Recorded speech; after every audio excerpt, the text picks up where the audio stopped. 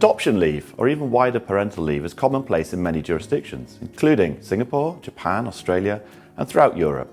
Hong Kong, however, does not have in place any statutory requirements or formal government guidance relating to adoption leave.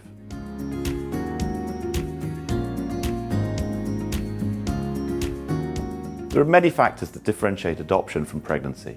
Pregnancy lasts 9 months, and in most cases, parents are aware of the expected date of birth well in advance, giving them months to prepare. The adoption process is very different. Potential adoptive parents will have been on an approved list for months, if not years, and then, almost completely out of the blue, they'll be informed they've been matched with a child. From the time of being matched to the time when the child arrives at home is around 1 month, which is really no time at all for someone to completely turn their life upside down. Adoptive parents face additional difficulties. At the time of being matched, the parents might not be aware of the age or even the gender of the child. The child might be a baby, but more often than not it will be a toddler or older child. Toddlers and older children will almost certainly have experienced great upheaval in their short lives and will come into the family with their own emotional and special needs. Most newly adopted children will be suspicious and distrusting of their new parents, and so it is essential that they can dedicate a huge amount of time and energy to building a loving and trusting relationship. For working parents, this will require one or both of them to take a significant amount of time off work.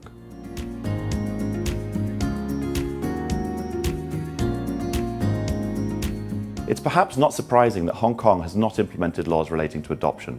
Adoption in Hong Kong continues to have a fairly low level of awareness, and it is not something that's applicable or relevant to most families. This also means that most employers don't receive requests for adoption leave on a regular basis. While multinational companies might have implemented their own adoption leave policies, more often than not adopted from a home or overseas office, other employers are forced into making ad hoc and piecemeal arrangements, combining a mixture of exceptional paid leave that's intended to match maternity or paternity leave, unpaid leave, annual leave, and part-time working arrangements.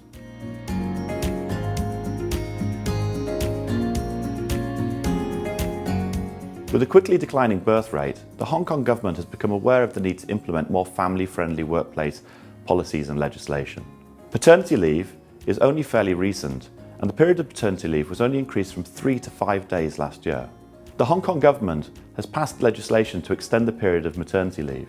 Maternity leave is only 10 weeks, 2 to 4 of which are taken before childbirth, leaving only 6 to 8 weeks after childbirth for mothers to care and bond with their baby, before returning to the workplace. From the 11th of December 2020, paid maternity leave and the corresponding protection from termination will increase to 14 weeks. While this is an improvement, it still falls short of the maternity and paternity leave granted in many other jurisdictions, including China and Singapore.